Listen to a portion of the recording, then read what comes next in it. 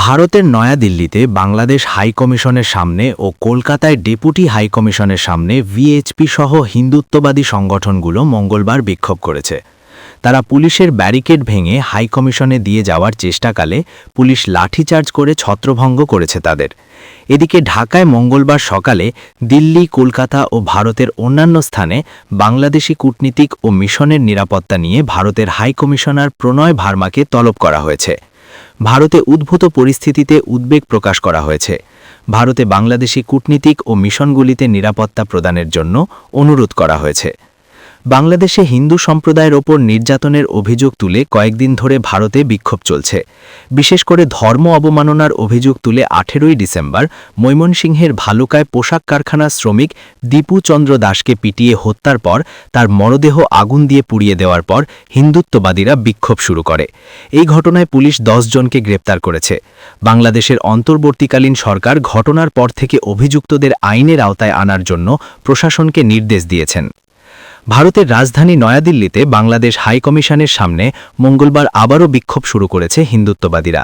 হিন্দুত্ববাদী সংগঠন বিশ্ব হিন্দু পরিষদ ভিএইচপি এবং বজরং দল এই বিক্ষোভের ডাক দিয়েছে।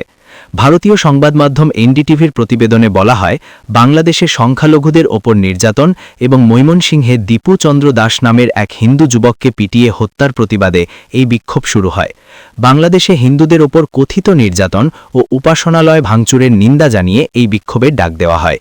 বিক্ষোভ সামনে রেখে মঙ্গলবার সকাল থেকেই নয়াদিল্লিতে বাংলাদেশ হাইকমিশন প্রাঙ্গণ ঘিরে নিরাপত্তা জোরদার করা হয়। পুরো এলাকা 3 স্তরের ব্যারিকেড দিয়ে ঘিরে ফেলা হয়েছে।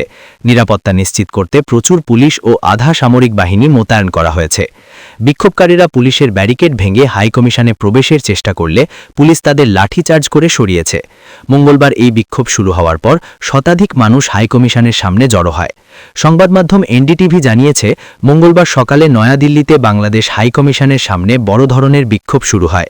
বিক্ষোভকারীরা একাধিক নিরাপত্তা ব্যারিকেড ভেঙে হাইকমিশনের ভেতরে ঢোকার চেষ্টা করে। পরিস্থিতি উত্তপ্ত হয়ে ওঠায় আশপাশ এলাকায় নিরাপত্তা জোরদার করা হয়।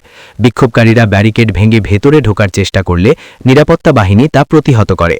কর্মসূচিকে কেন্দ্র করে হাইকমিশনের সামনে 3 স্তরের ব্যারিকেড স্থাপন করা হয়। সেখানে পুলিশ ও আধা সামরিক বাহিনীর সদস্য মোতায়েন ছিল। মঙ্গলবার দুপুরে পশ্চিমবঙ্গের রাজধানী কলকাতায় বাংলাদেশ উপ হাইকমিশনের সামনেও বিক্ষোভকারীরা ব্যারিকেড ভেঙে ভেতরে ঢোকার চেষ্টা চালায়। ভারতীয় সংবাদ মাধ্যম দ্য হিন্দু জানায়, বাংলাদেশে হিন্দুদের ওপর হামলার প্রতিবাদ জানাতে কয়েকশো মানুষ উপ হাইকমিশনের সামনে জড়ো হয়েছিল। পরিস্থিতি সামলাতে পুলিশকে হিমশিম খেতে হয়। সংবাদ মাধ্যমগুলো শেয়ার করা ভিডিওতে দেখা গেছে, একদল লোক গেরুয়া রঙের পতাকা হাতে উত্তেজিত হয়ে ব্যারিকেড ভাঙার চেষ্টা করছে। এর আগের দিন সোমবার পশ্চিমবঙ্গ বিজেপির নেতা শুভেন্দু অধিকারীর নেতৃত্বে বাংলাদেশ বিরোধী বিক্ষোভ অনুষ্ঠিত হয়। প্রত্যক্ষদর্শীরা জানান, ব্যানার ও প্ল্যাকার্ড হাতে স্লোগান দিতে দিতে অন্তত 2টি ব্যারিকেড ভেঙে ভেতরে ঢোকার চেষ্টা করে বিক্ষোভকারীরা। তবে নিরাপত্তা বাহিনীর তৎপরতায় ও লাঠিচার্জ করে বিক্ষোভকারীদের সরিয়ে দিয়ে ব্যারিকেড পুনরায় স্থাপন করা হয়। পরিস্থিতি নিয়ন্ত্রণে কয়েকজন বিক্ষোভকারীকে আটক করা হয়েছে। ডেস্ক রিপোর্ট, বাংলার গেজেট।